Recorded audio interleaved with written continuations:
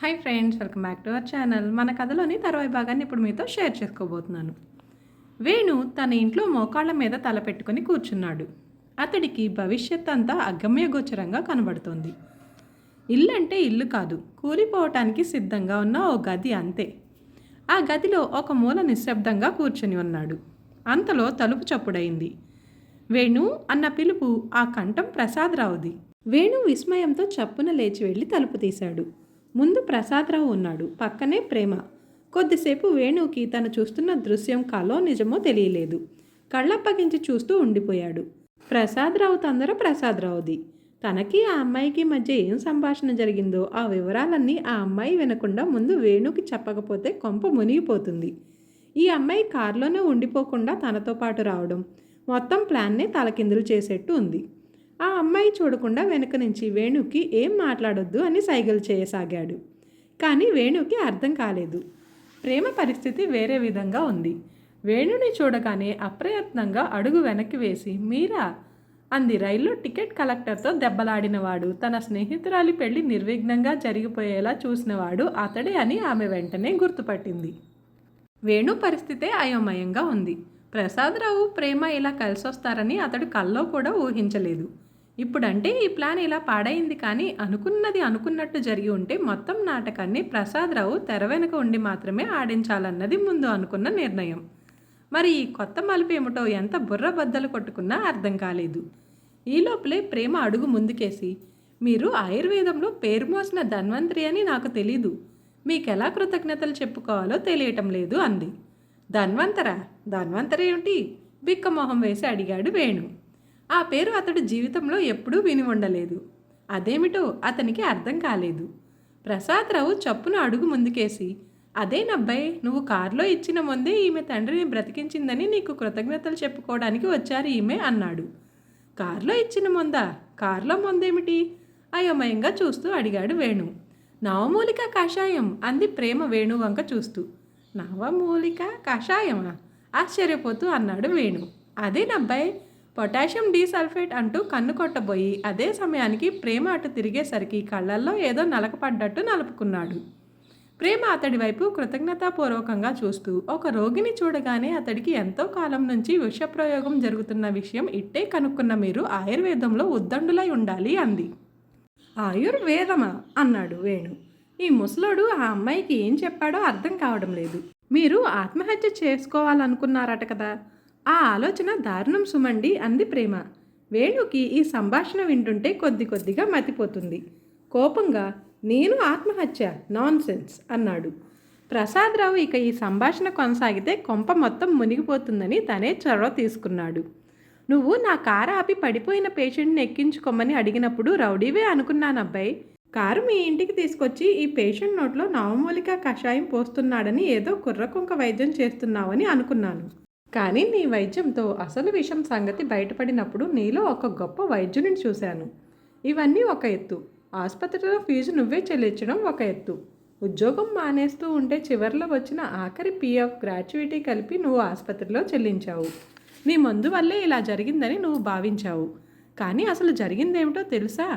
జగపతిరావుకి ఎంతో కాలం నుంచి విషప్రయోగం జరుగుతుందని నువ్వు ఇచ్చిన ఆ మందు అనే పొటాషియం డీసల్ఫైడ్, దానివల్లనే అసలు విషయం బయటపడింది.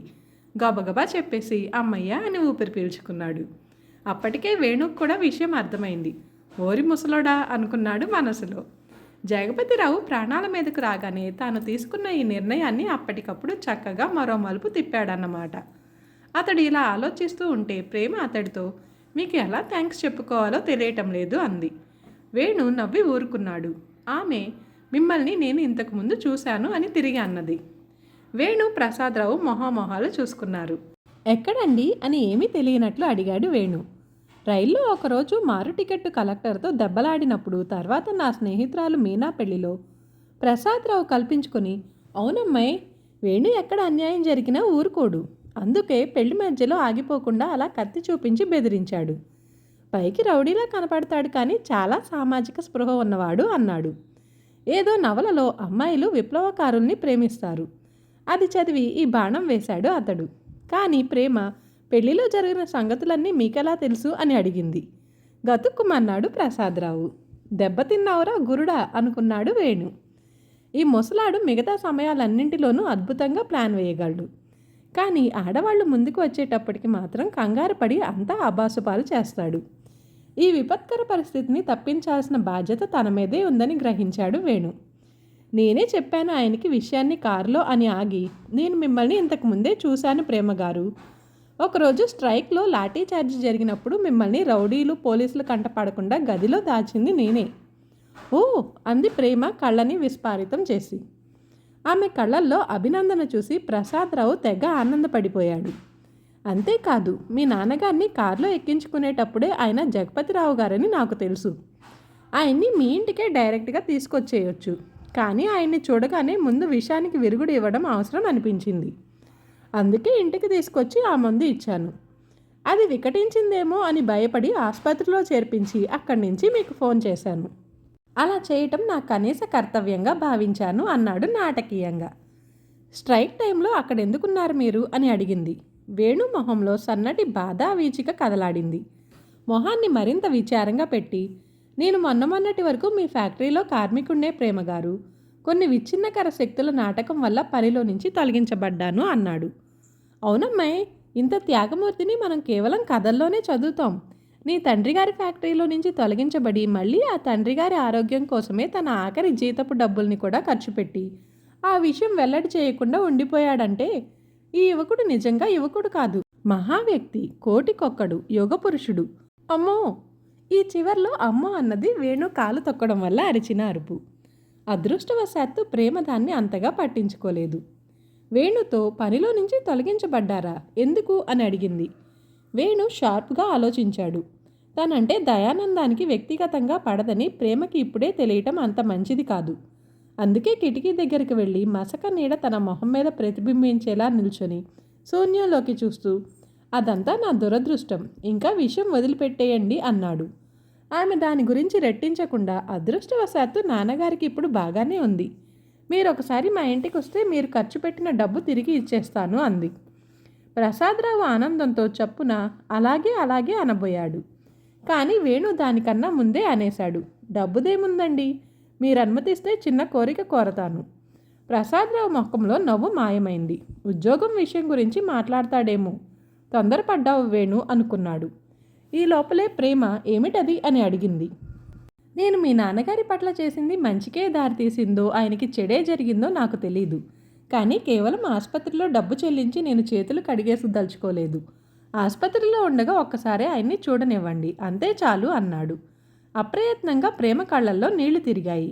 దానికేం, అలాగే, తప్పకుండా అంది. ప్రసాదరావు ఆనందంతో తబ్బిబ్బయి వేణు వైపు చూశాడు.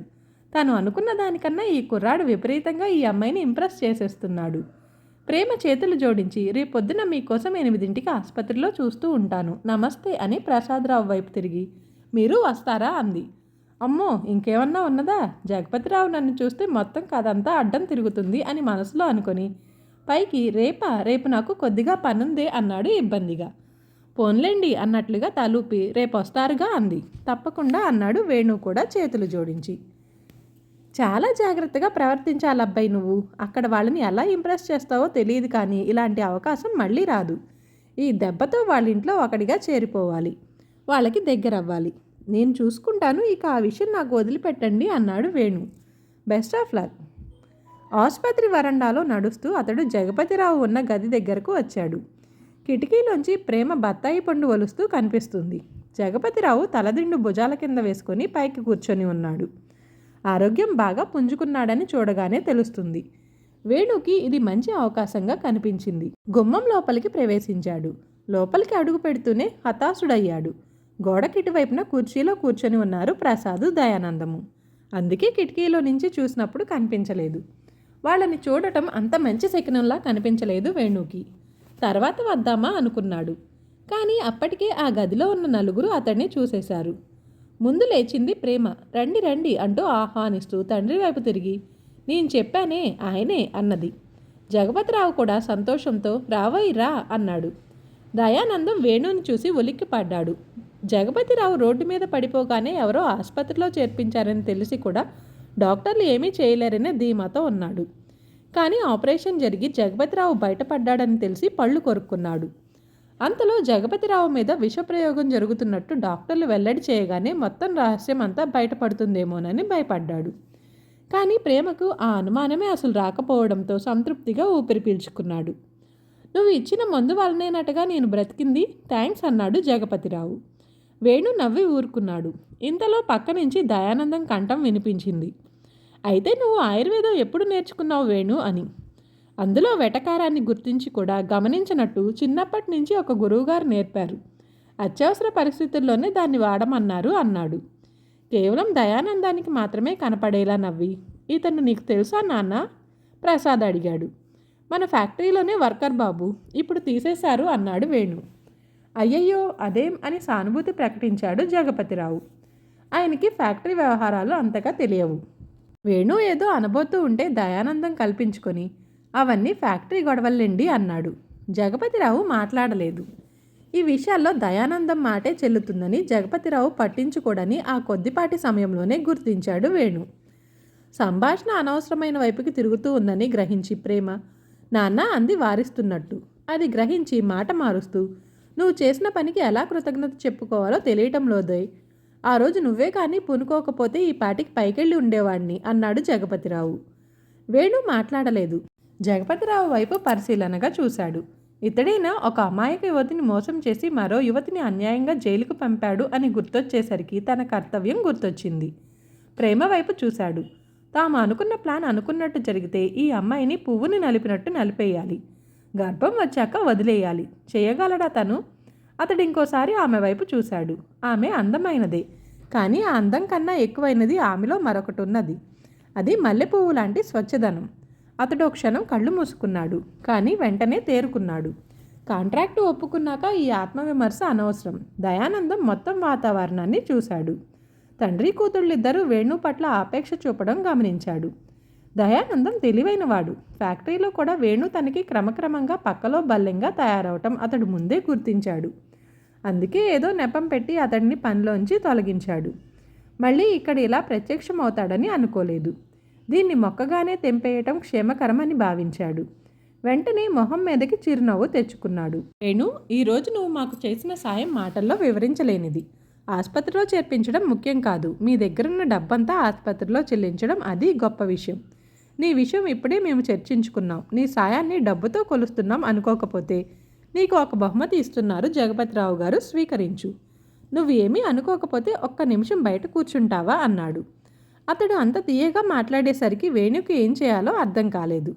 అయినా ప్రయత్నాన్ని వదులుచుకోలేదు. అతడు అంత నమ్రతగానే, మీకు నా కృతజ్ఞతలు, మీరిచ్చే బహుమానం నాకొద్దు. కేవలం మానవతా దృక్పథంతో నేను ఆ సాయం చేశాను తప్ప ఏదో ఆశించి కాదు. ఉద్యోగం లేనివాడిని, ముందు దానిని వెతుక్కోవాలి, వెళ్ళొస్తాను అన్నాడు. అతడు ఆ మాటలు అనటంలో ఉద్దేశం తను అలా అనగానే తిరిగి ఉద్యోగంలో చేరిపోయి అని వాళ్ళు అంటారని. అతడి ఉద్దేశం నెరవేరేది. కానీ జగపతిరావు ఏదో మాట్లాడబోయేటంతలో దయానందమే ముందు అనేశాడు. నీ ఆశయం గొప్పదే, కానీ వేణు డబ్బు కూడా అంత తీసి పడేయవలసిన వస్తువు కాదు. ఒక్క నిమిషం దయచేసి బయట కూర్చుంటావా? వేణుకి ఇంకేం చేయాలో తోచలేదు. అందరి వైపు చూసి బయటకు నడిచాడు. తన పరోక్షంలో లోపల జరిగిపోయేదేమిటో తెలుసు. దయానందం ఫ్యాక్టరీలో తను తాగి మిషన్ పాడు చేయటం గురించి చెప్తాడు. సమ్మెలు చేసే రౌడీగా చిత్రీకరిస్తాడు. తండ్రి కూతుళ్ల మనసు విరిచేస్తాడు. లోపల సరిగ్గా అదే జరుగుతుంది. దయానందం చెప్పినదంతా విని జగపతిరావు అయోమయంలో పడ్డాడు. అయినా అతడు నా ప్రాణం రక్షించాడే అన్నాడు. ఏమో, మనకి ఏం తెలుసండి, అతడు వాడిన మందు వల్లే ఈ ప్రమాదం జరిగిందేమో. డాక్టర్లు ఆ విషయం కప్పిపుచ్చి స్లో పాయిజనింగ్ అంటున్నారేమో అన్నాడు దయానందం. అయినా మనమేమీ అతడి రుణం ఉంచుకోవటం లేదుగా. అతడు ఖర్చు పెట్టిన డబ్బు కాక మరో 5,000 ప్రజెంటేషన్గా ఇద్దామంటున్నాను. ఒక ధన్వంతరికి 5,000 ఎక్కువే కదా. 5,000 ఇస్తేనా? వెరీ గుడ్, వెరీ గుడ్, అలా చేయండి అన్నాడు జగపతిరావు ఆ నిర్ణయానికి హర్షం వెలిబుచ్చుతూ. అబ్బాయి, బయట నుంచున్న ఆ కుర్రవాణ్ణి పిలుచుకురా, ఇప్పుడే చెక్కు ఇచ్చేద్దాం. ప్రసాద్ బయటికి వెళ్ళాడు. దయానందం ఓరగా ప్రేమ వైపు చూశాడు. అతడి మాటలు ఆమె మీద కూడా కావాల్సిన ప్రభావాన్నే చూపించినాయి. ఆ రోజు పెళ్లిలో కత్తి తీసిన రౌడీ గుర్తొచ్చాడు. నిజంగా అతడు సమ్మెలో కొట్లాటలు తెచ్చే రౌడీయేనేమో అనుకుంది. ఆ తర్వాత రైల్వే కంపార్ట్మెంట్లో అతడి జులుం జ్ఞాపకం వచ్చింది. ఆమె మనసు కొద్ది కొద్దిగా విరిగిపోయింది. ప్రసాదరావు వేసిన మొదటి 2 ప్లాన్లు ఈ విధంగా ఫెయిల్ అయ్యాయి. ఇంతలో ప్రసాద్ లోపలికి వచ్చి అతడు బయట లేడు, వెళ్ళిపోయినట్టున్నాడు అన్నాడు. అనుకోని ఈ సంఘటనకి అందరూ మొహామొహాలు చూసుకున్నారు. ప్రేమ చప్పున లేచి నేనిప్పుడే వస్తాను అని వాళ్ళ సమాధానం కోసం ఎదురు చూడకుండా వేగంగా బయటకు వచ్చింది. వరండా దాదాపు నిర్మానుష్యంగా ఉంది. వేణు జాడ ఎక్కడా కనపడలేదు. ఆమె బయట గేటు దగ్గరికి వస్తుండగా వేణు రోడ్డు ఎక్కుతూ కనపడ్డాడు. ఆమె అతడి దగ్గరగా వెళ్ళింది. వేణు ముఖం కోపంతో జేవరించి ఉంది. మనసులో భావాల్ని అతి కష్టం మీద అంచుకుంటున్నట్లు కనపడ్డాడు. అదేమిటలా వచ్చేశారు అంది అతని దగ్గరకు చేరుకుంటూ. వేణు ఆమె వైపు తల తిప్పలేదు. దూరంగా వెళ్తున్న వాహనాల వైపు చూస్తూ మరేం చేయమంటారు? మీరిచ్చే డబ్బు కోసం చేతులు కట్టుకొని గుమ్మం దగ్గర నిలబడమంటారా అన్నాడు వ్యంగ్యంగా. ఆమె ముఖం వాడిపోయింది. మీరు చేసిన సహాయానికి అంటూ నచ్చ చెప్తున్నట్టు ఏదో అనబోయింది. డబ్బుకు ఆశించి నేను ఈ సాయం చేయలేదు ప్రేమగారు. మీ తండ్రి గారిని నేను చూడాలి అనుకున్నది కూడా నేను ఆయన్ని రక్షించాను అని చెప్పుకోవడానికి కాదు. కేవలం నేనిచ్చిన మందు ఆయన మీద ఎలాంటి గుణం చూపించిందో తెలుసుకోవడానికి మాత్రమే. ఆ విషయం మీకు ముందే చెప్పాను. అయినా మీరు నన్ను ఇక్కడికి పిలిపించి ఘోరంగా అవమానించారు అన్నాడు. అవమానమా అందామె విస్తుపోయి. కాదా మరి? నన్ను ఉద్యోగంలోంచి తీసేసిన వాళ్ళ దగ్గర నుంచి నాకు కొంచెం ముష్టి ఇప్పించాలనుకోవడం నన్ను అవమానించడం కాదా? ఆత్మాభిమానం ఉన్న వాళ్ళెవరూ ఆ పని చేయరు. ఇప్పుడు కాకపోతే ఇంకో 4 రోజులు పోయిన తర్వాతైనా నాకు ఉద్యోగం దొరుకుతుంది. 2 రోజులు పస్తున్న వాడిని మరో 4 రోజులు పస్తుండడం అంత కష్టం కాదు. My God, 2 రోజులేంటి పస్తున్నారా? లేదే, ఎవరన్నారు? ఇప్పుడు మీరే అన్నారు. మాట వరుసగా చెప్పానంతే. ఆమె అతడి వైపు పరీక్షగా చూసింది. బుగ్గలు లోపలికి పీకిపోయి నీరసంగా కనపడ్డాడు. తన పరిస్థితిని అవతలి వాళ్ళు గుర్తించకూడదు అన్న పట్టుదల అతడిలో ఆమెకు కనిపించింది. ఆత్మాభిమానం, రోషమే ఆమెకు నచ్చేది. బుగ్గలు లోపలికి పోయేలాగా అతడి నోట్లో గాలి లోపలికి పీల్చేశాడని ఆమెకు తెలీదు. ఆమె టాపిక్ మార్చి, ఇంకా విషయం వదిలిపెట్టేసేయండి, మీకు ఎక్కడైనా ఉద్యోగం దొరికిందా అని అడిగింది. దొరకలేదు, కానీ 15 సంవత్సరాల అనుభవం ఉంది కదా, తొందరలోనే దొరకొచ్చు అన్నాడు. ఆమె ఆశ్చర్యంగా, ఏమిటి అంత చిన్నదనంలోనే మీరు పనిలో ప్రవేశించారా అని అడిగింది. ఆ ప్రశ్న కోసమే అతడు పైమాట అన్నాడు.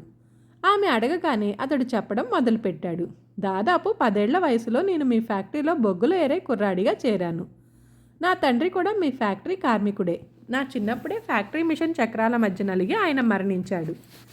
ఆ వార్త విన్న నా తల్లి కూడా మరణించింది. నేను, నా చెల్లి మిగిలాం. అదృష్టవశాత్తు నాకు మీ ఫ్యాక్టరీలో ఉద్యోగం దొరికింది. తర్వాత రిటర్న్ అయ్యాను. ఇలా మొత్తం 40 సంవత్సరాలుగా మా వంశం మీ కింద పనిచేస్తోంది అంటూ విషాదంగా నవ్వి, అటువంటిది చిన్న నెపం మీద నన్ను ఉద్యోగంలోంచి తీసేశారు. ఎంత ఇన్హ్యూమనో చూడండి. Don't you think is it barbarous అన్నాడు. ఈ ఎపిసోడ్ని ఇంతటితో ముగిస్తున్నాను. మరొక కొత్త ఎపిసోడ్తో మళ్ళీ కలుద్దాం. Thanks for watching this video.